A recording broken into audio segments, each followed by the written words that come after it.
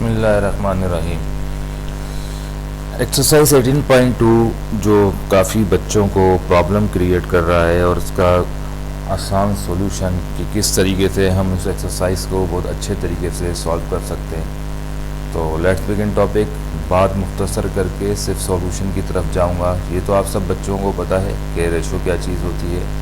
Ratio is a comparison of two quantities having same units and its is the relation between two quantities of same quality. यानी दो quantities के दरमियान किसी तनासुब को कायम रखना, चाहे वो क्वालिटी हो चाहे क्वांटिटी हो, उसको आप रेशो कहते हैं। ठीक है, रेशो जो है वो कॉलन साइन से शो किया जाता है। इसका साइन होता है ए रेशो बी और ये कन्वर्ट होता है ए अपॉन बी के अंदर। ये तो आप सबको मालूम ही होगा। उसके बाद आती है the equality of two ratios is called proportion. Proportion हम किस चीज़ को कहते हैं, यानी चार रेशोज के दरमियान कॉम्बिनेशन बनाने को हम प्रोपोर्शन कहते हैं। अब यहाँ पर जो एक्सरसाइज है वो डिपेंड कर रही है आपके पास वेरीज के ऊपर। तो मैं डायरेक्ट उस टॉपिक पे जाऊँगा कि variation is defined as the change in one quantity due to change in other quantity. यानी ये समझना आसान से कि इसमें दो तरह की इक्वेशंस होती हैं। एक होती है y वेरीज x और दूसरी होती है y equal to k upon x। यानी आप वो k मैंने इसलिए कहा 1 अपॉन x भी आप कह सकते हैं उसको। ठीक है, अब y वेरीज x और y equal to 1 upon x भी कह सकते हैं, आप y equal to k upon x भी कह सकते हैं आप। ठीक है, तो करना क्या होता है कि y की बाद जो वेरीज का साइन है उसको हटा के हम y equal to k x कर देते हैं। ठीक है जी, y equal to k x में कन्वर्ट हो जाता है। और k की जो है वो कांस्टेंट वेरिएबल है। क्या है? कांस्टेंट वेरिएबल, जिसकी वैल्यू हम लाजमन ज़ीरो होगी। ठीक है, अब लाजमन ज़ीरो होगी तो इसको बच्चे पकड़ लेते हैं कि सर ये शुरू में ज़ीरो क्यों नहीं हो रही। ठीक है, शुरू में ज़ीरो नहीं होती, एंड में जाके लाजमी ज़ीरो का मतलब इक्विवेलेंट हो जाती है, बराबर हो जाती है।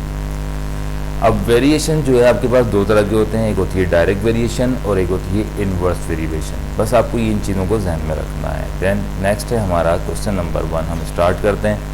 तो इसमें क्या कह रहा है आपका क्वेश्चन नंबर 1 में, if y varies directly as x, यानी डायरेक्ट वेरिएशन हो रहा है यहाँ पर x एंड y के दरमियान, और y की वैल्यू आपको दी हुई है 10 when x equal to 3।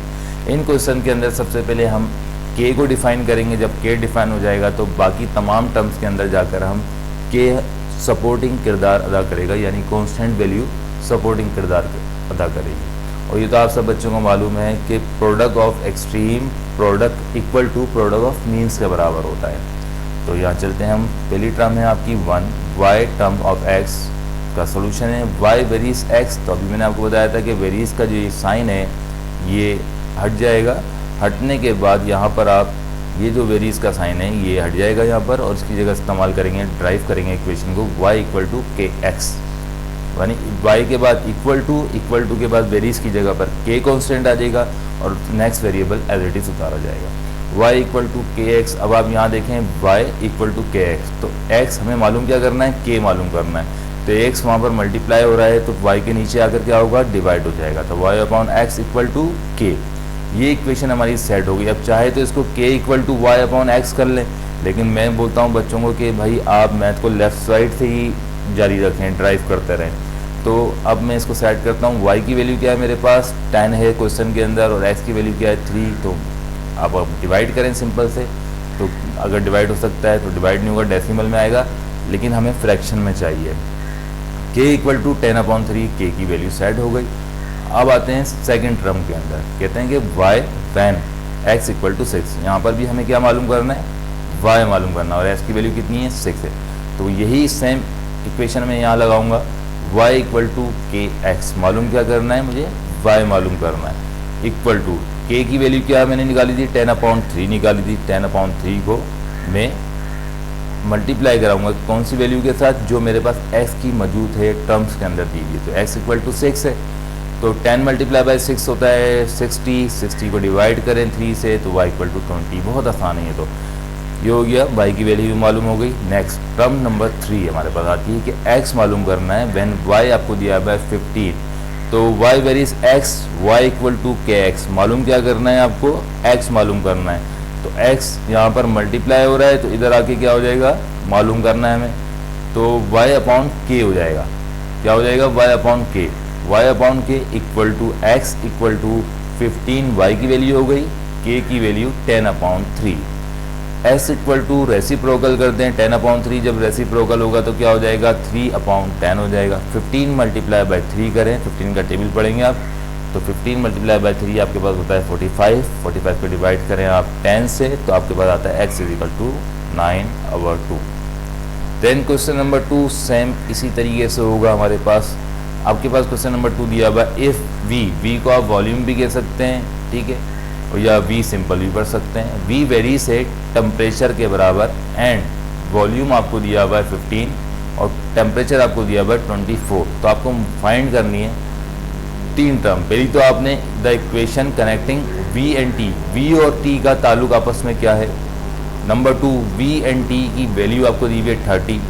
Number 3 t when v equal to 10 दिया हुआ। तो सबसे पहले हम क्या मालूम करेंगे, k कांस्टेंट वैल्यू निकालेंगे। तो v varies t, v equal to k t, t यहाँ पर मल्टीप्लाई हो रहा है तो v के नीचे आके डिवाइड हो जाएगा तो k कांस्टेंट हो जाएगा। k की वैल्यू क्या निकली जनाब, तो v की वैल्यू रखते हैं हम ऊपर कितनी 15, ये क्वेश्चन में मौजूद है 15, और t की वैल्यू है हमारे पास 24, दोनों को आपस में डिवाइड किया तो मेरे पास जो k की वैल्यू आई वो आई 5/8। उसके बाद आता हूँ सेकंड टर्म के अंदर v and t equal to 30 है मेरे पास। तो मैं क्या करूँगा v equal to k t, v equal to k t मालूम क्या करना है, मैंने v मालूम करना है। तो मैं क्या करूँगा k की वैल्यू कितनी है मेरे पास 5/8, t की वैल्यू उसको टर्म में कितनी दी हुई है 30। 5 को 30 से मैं मल्टीप्लाई कराता हूँ तो मेरे पास आता है 150 डिवाइडेड बाय 8। 8 को जब 150 से डिवाइड करता हूँ तो कैलकुलेटर की मदद से भी आप करके देख सकते हैं कि आपके पास क्या आ रहा है। मैं आपको करके दिखा देता हूँ एक दफ़ा।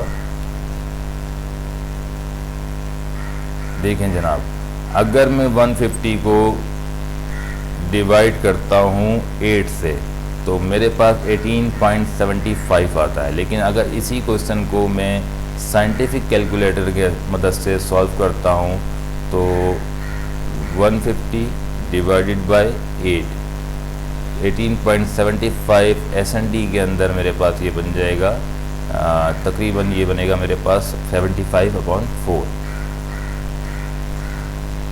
ठीक है जी, तो आप इस तरीके से करके देख सकते हैं। तीसरी टर्म में आ जाते हैं, कहते हैं कि t मालूम करें वैन v इक्वल टू 10। तो इक्वेशन कौन सी सेट करेंगे, जो हमने फर्स्ट टर्म में इक्वेशन यूज़ की थी, यानी v equal to k T. तो v equal to k T, तो t यहाँ पर मालूम करना है तो t को मैं क्या करूँगा कांस्टेंट कॉमन बना दूंगा इक्वल टू v अपॉन के। v यानी जो लेफ्ट टर्म है वो आप ऊपर ले जाएं और k को आप डिनोमिनेटर में शो करें। तो v की टर्म क्या है आपके पास जनाब, आपके पास आती v की वैल्यू 10 है और k की वैल्यू क्या मालूम की थी आपने 5/8। तो आप इसको रेसिप्रोकल कर दें, जो प्रोसेस आपने फर्स्ट में क्वेश्चन में किया था सेम एज इट इज़ इसके अंदर होगा। तो 10 मल्टीप्लाई बाय 8 80 डिवाइडेड बाय 5। जब 5 को आप 80 से पढ़ेंगे तो 16 आता है इसका आंसर। ठीक है, ये भी आप कैलकुलेटर से करके देख लीजिएगा। और वैसे 5 16 का 80 होता है। ठीक है, क्वेश्चन नंबर 2 भी कंप्लीट हुआ। इसके बाद आते हैं नेक्स्ट क्वेश्चन की तरफ। नेक्स्ट क्वेश्चन में थोड़ा सा आपको जो है क्यूब रूट की तरफ जाना पड़ेगा, क्योंकि आपका जो क्वेश्चन है वो कहता है कि if u varies index 3√v and u equal to 4, जबकि u की वैल्यू क्या दी हुई है 4 दी हुई है। When v equal to 64, find the value of u when v equal to 216 and the value of v when u equal to 5। तो सबसे पहले हम इक्वेशन सेट करते हैं। इक्वेशन क्या है, u वेरीज इंडेक्स 3√v। अब यहाँ पर u इक्वल टू वेरीज की जगह पे k आ जाएगा, बाकी पूरी इक्वेशन v की एज इट इज बढ़ जाएगी। मालूम क्या करना है, हमने k मालूम करना है, तो k को हम कॉमन करेंगे equal to u divided by 3 index √v। अब u की वैल्यू मेरे पास क्या है 4 है और v की वैल्यू मेरे पास 64 है। एज इट इज उतार लेंगे अपने पास, स्टेप मिस नहीं करिएगा ये वाला। नेक्स्ट अब आते हैं k इक्वल टू 4 और 4 का क्यूब। अब देखिए 64 को अगर आप 3 टाइम्स मल्टीप्लाई करते हैं, जो इंडेक्स बता रहा है आपका 3 टाइम्स, अगर 4 को आप 3 टाइम्स मल्टीप्लाई करते हैं तो क्या बनता है, 4 का क्यूब बनता है। तो क्यूब से कैंसिल कर दें आप, तो 4/4 हुआ आपके पास। ठीक है, तो 4 को 4 से जब डिवाइड करें तो k की वैल्यू क्या आ गई आपके पास 1 आ गई। अब इस 1 को जो k की वैल्यू है बाकी तमाम टर्म्स के अंदर जाके फिट करना। अब मालूम क्या करना है, अब आपने मालूम करनी नेक्स्ट वैल्यू जो u की मालूम करनी है। क्या कह रहे हैं कि भाई u इक्वल टू सेट हो गई हमारे पास, ठीक है। कौन सी वैल्यू सेट हो गई, k की वैल्यू सेट हो गई और u equal to k, derivation equation यही वाली इस्तेमाल होगी, k3v। u equal to k की वैल्यू निकली जनाब 1 3 और जो आपके पास u है वो कितना आ रहा है 216। अब यहाँ पर जो 3 दिया हुआ है तो मैंने कल अपनी क्लास के अंदर बच्चों को समझाई ये बात कि भाई जो लास्ट टर्म होती है मेरे पास, इसमें जो लास्ट डिजिट होता है हम उसको अगर गौर कर लें तो हमें अपना क्यूब रूट बहुत आसानी से मालूम हो जाएगा। तो यहाँ पर 6 आ रहा है तो अगर मैं 6 को 3 टाइम मल्टीप्लाई करता हूँ तो क्यूब रूट बन जाता है और क्यूब रूट से क्यूब रूट कैंसिल हो गया। तो 216 का जो क्यूब रूट आया वो क्या आया 6। साइंटिफिक कैलकुलेटर से भी आप कर सकते हैं। तो u इक्वल टू 6 1 जा 6, 1 जो है k की वैल्यू है तो u की वैल्यू आ गई 6। अब आते हैं नेक्स्ट टर्म के अंदर, कहते हैं कि भाई u इक्वल टू k3v। मालूम क्या करना है, हमने u की वैल्यू मालूम करनी है, यानी अब मालूम नहीं करना u, अब मालूम करनी है v की वैल्यू। तो v when u equal to 5 है तो u और k3v, u और k यहाँ पर देखें आप मल्टीप्लाई हो रहा है तो नीचे आके क्या हो जाएगा डिवाइड हो जाएगा, u upon k equal to 3 index v। तो u की वैल्यू कितनी है आपके पास 5 है, k की वैल्यू कितनी थी 1 निकाली थी आपने इक्वल टू 3v। टेकिंग, अब क्या करेंगे जब एक जगह क्यूब रूट लगाए तो हम दूसरी साइड पे भी क्यूब रूट लगाएंगे। तो हम लिखेंगे taking cube root on both side 5 upon 1 का cube equal to 3 index v का cube under root v cube. तो क्यूब से क्यूब कैंसिल करें तो आपके पास सिर्फ ओनली 5 बचता है, 1 की कोई अहमियत नहीं है। तो 5 का जब क्यूब करते हैं तो आपके पास एक बाइक का नंबर निकल कर सामने आता है v इक्वल टू 125। ये है इसका आंसर। नेक्स्ट आते हैं क्वेश्चन नंबर 4 के ऊपर। बहुत आसान सा क्वेश्चन है, एक ही इक्वेशन से दोनों टर्म सॉल्व हो जाएगी। इफ़ f वेरीज डायरेक्टली, अगर f एक वेरिएबल है जो डायरेक्टली वेरिएशंस बना रहा है किसके साथ, m क्यूब के साथ, तो बताएं अगर m 3 हो तो m क्यूब कितना होगा। और दूसरी टर्म क्या कह रही है, f इक्वल टू 81 हो तो फाइंड करें f को व्हेन m इक्वल टू 5 है। तो पहले हम सेट करते हैं कि कांस्टेंट वैल्यू निकालते हैं, f varies m cube, f equal to varies ख़त्म किया तो क्या हुआ इक्वल टू k हो गया, m क्यूब हो गया। अब यहाँ देखिए जनाब कि k हमें मालूम करना है और m भी मल्टीप्लाई हो रहा है, k भी मल्टीप्लाई हो रहा है, लेकिन मालूम क्या करना है k। तो इक्वेशन को सेट ऐसे करूँगा कि f upon m cube equal to k, k मालूम करना है। अब f की वैल्यू मेरे पास कितनी दी हुई है 81 और m क्यूब की वैल्यू कितनी दी हुई है फर्स्ट 3, तो m पे क्यूब लगा हुआ है तो 81 का और m3 का क्यूब निकल गया आपका। तो 81 का अगर मैं करता हूँ तो 3 का क्यूब निकालें तो आप मल्टीप्लाई करें 3 को 3 टाइम, 3 3 ज़ा 9, 3 ज़ा 27, 81 अपॉन 27 डिवाइड करें तो k की वैल्यू आती है 3। अब इस 3 को ले आके आपने पुट करना है अपनी सेकंड इक्वेशन के अंदर, सेट करेंगे वही उसी तरीके से f varies m cube, f equal to k m3, k की वैल्यू आपने ऑलरेडी मालूम कर रखी थी 3, अब ऐड कर देंगे और यहाँ से m क्यूब मालूम करते हैं, m की वैल्यू है 5, तो 5 का क्यूब लगाते हैं। तो अभी मैंने लास्ट क्वेश्चन में आपको बताया कि 5 का जब आप क्यूब लगाते हैं तो वो बनता है 125। f इक्वल टू 3 को 125 से जब आपने मल्टीप्लाई किया, क्योंकि यहाँ पे साइन तब्दील नहीं हो सकता, ब्रैकेट है दोनों साइड पर, तो 475 f इक्वल टू 475 वैल्यू बनती है। इसके बाद आते हैं क्वेश्चन नंबर 5 की तरफ। कहते हैं कि भाई if y varies inversely, inverse मतलब अब इक्वेशन चेंज हो जाएगी। पहले हम डायरेक्ट में क्वेश्चन कर रहे थे, अब हम आंसर जो करेंगे इसका वो इन्वर्स में करेंगे। कैसे मतलब y equal to 1 upon x की फॉर्म में करेंगे। यानी अगर दी हुई होगी इक्वेशन आपके पास y वेरीज 1 अपॉन x, तो इन्वर्सली उसको कहेंगे। x एंड y आपके पास दिया हुआ है 10 व्हेन x इक्वल टू 3 दिया हुआ है, तो मालूम क्या करना है, find y when x equal to 10। तो सबसे पहले हम k कॉन्स्टेंट मालूम करेंगे, तो x वेरीज 1 अपॉन y, ठीक है जी। तो x equal to k 1 upon y, ये इन्वर्सली है, ये याद रखिएगा। एक होता है डायरेक्ट, और जो हम पहले कर रहे थे शुरू के 4 क्वेश्चन में वो डायरेक्ट लग रही थी, और 5वें क्वेश्चन के अंदर कौन सी लग रही है, इनडायरेक्ट लग रही है। इनडायरेक्ट भी कह सकते हैं आप। तो k 1/y। तो अब यहाँ पे y नीचे क्या हो रहा है, डिवाइड हो रहा है, और मालूम मुझे क्या करना है k, तो y यहाँ डिवाइड हो रहा है तो मैं x के बराबर में ले जाके मल्टीप्लाई करा दूंगा। तो x y equal to k one जा k। तो x की वैल्यू मेरे पास कितनी आ गई 3, और y की वैल्यू कितनी आ गई मेरे पास 10। तो 10 मल्टीप्लाई बाय 3 इक्वल टू 30। तो k की वैल्यू कितनी आ गई 30। नेक्स्ट, अब मुझे मालूम करना है यहाँ पे x का 10 भी मालूम करना है, यानी y मालूम करना है। तो इक्वेशन कौन सी सेट की मैंने, ये थर्ड इक्वेशन सेट की, एक्स वाई इक्वल टू के। अब मुझे यहाँ पर y मालूम करना है, तो y को मैं कॉमन करूँगा इक्वल टू के। x यहाँ मल्टीप्लाई हो रहा है तो नीचे आके क्या हो जाएगा, डिवाइड हो जाएगा, ठीक है। तो y इक्वल टू के की वैल्यू क्या है मेरे पास 30, वो यहाँ से ली मैंने, और x की वैल्यू क्या है 10, तो 10 को नीचे रखा, 30 को 10 से ड्राइव किया, तो y इक्वल टू 3 आया। ये इसका आंसर है, बहुत सिंपल था भाई।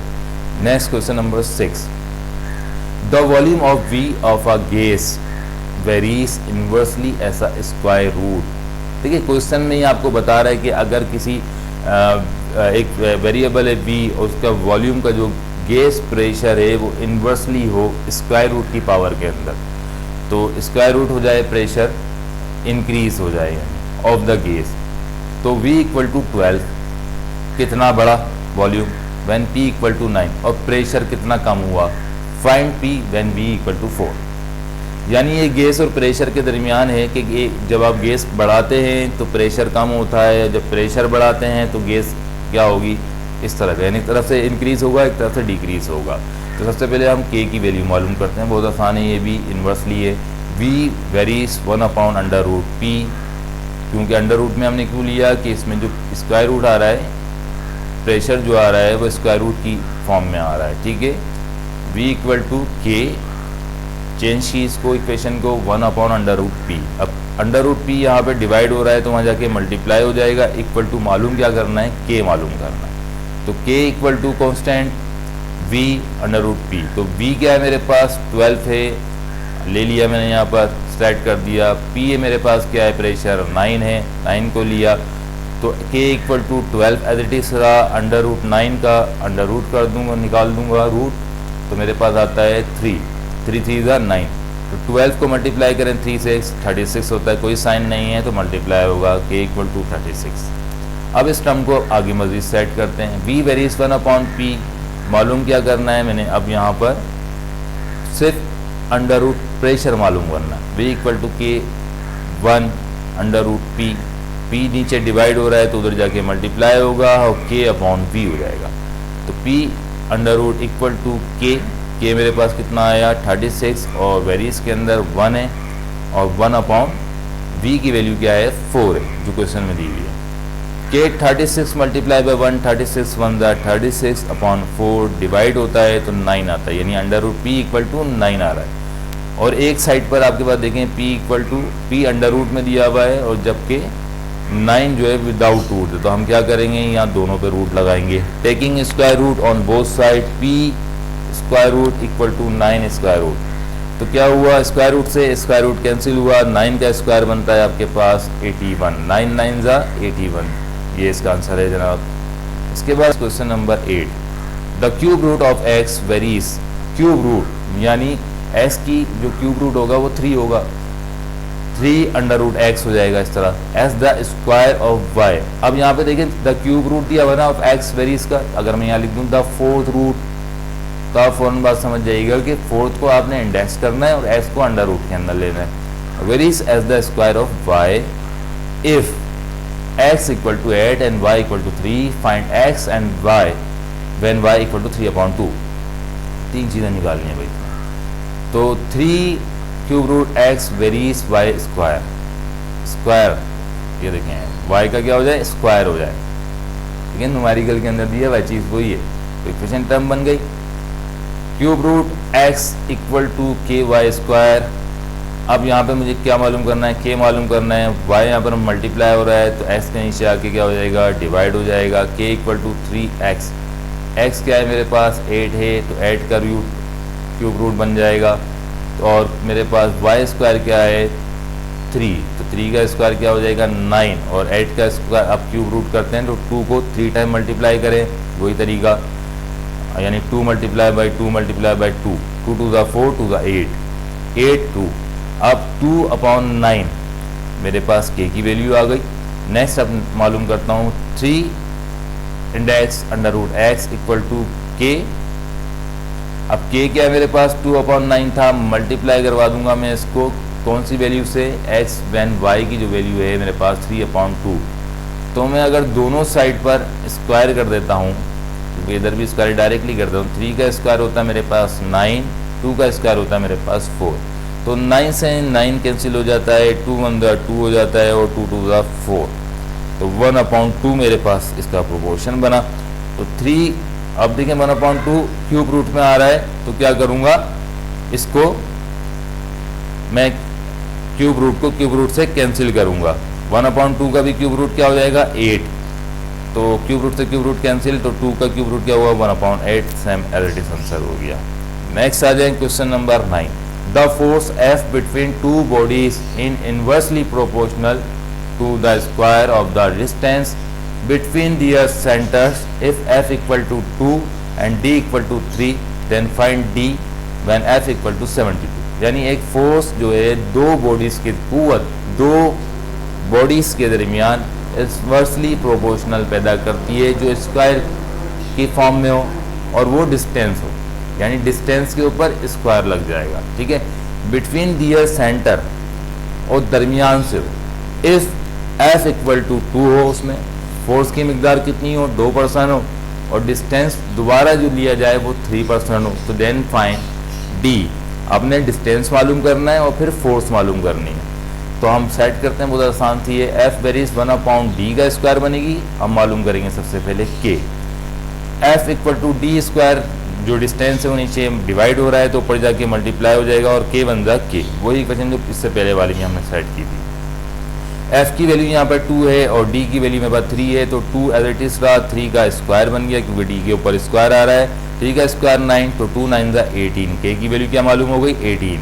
अब मुझे क्या निकालना है, डिस्टेंस 2 निकालना है, यानी स्क्वायर रूट के अंदर फॉर्म में निकालना है। F equal to K1/D square, F equal to K/D square. D square को मैंने कॉमन किया K/F। D square equal to K की वैल्यू मेरे पास क्या आई 18 आई। 18 को मैंने जो F की वैल्यू है वो कितनी दी हुई है 72। 18/72, तो D स्क्वायर आता है मेरे पास 1/4। नेक्स्ट अब मालूम करना है F इक्वल टू K1/R2। अब मुझे यहाँ पर इनका सेंटर रेडियस भी मालूम करना है R2। R2 मालूम किया इक्वल टू K/F। तो R2 मेरे पास क्या हुआ मालूम करना है, तो मेरे पास जो K की वैल्यू है वो कितनी है,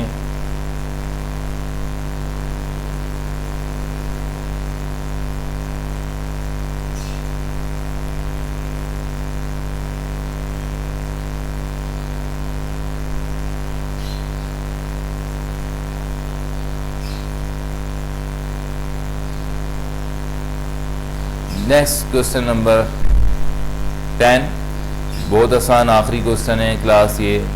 if y varies inversely as x minus 5 when y equal to 6 and x equal to 8, find y when x equal to 10। y varies 1/x minus 5, यानी ये a माइनस b की फॉर्म के अंदर आपको क्वेश्चन दे दिया है, कोई इतना मुश्किल नहीं है। y equal to k 1/x minus 5, k बन जा k x minus 5। अब k की वैल्यू मालूम करनी है, तो x minus 5 नीचे डिवाइड हो रहे हैं तो y के पास जाके मल्टीप्लाई हो जाएंगे। k equal to y x minus 5, तो y की वैल्यू पहले कितनी दी हुई है 6 दी हुई है, 6 8 minus 5। तो पहले अंदर वाली देखते हैं सॉल्व हो रही है। अगर यहाँ दोनों पे कोई साइन नहीं होता तो हम फिर मल्टीप्लाई की तरफ जाते, लेकिन अभी यहाँ पे सॉल्व हो रही है। 8 minus 5 3 होता है, तो 6 3 18, तो k की वैल्यू क्या हो गई 18।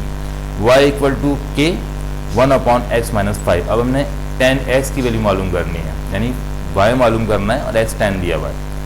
y इक्वल टू K की वैल्यू आ गई 18 1/x minus 5। y equal to 18 बन रहा 18। x की वैल्यू क्या है 10 है, -5 करें तो 18/5। y equal to 18/5।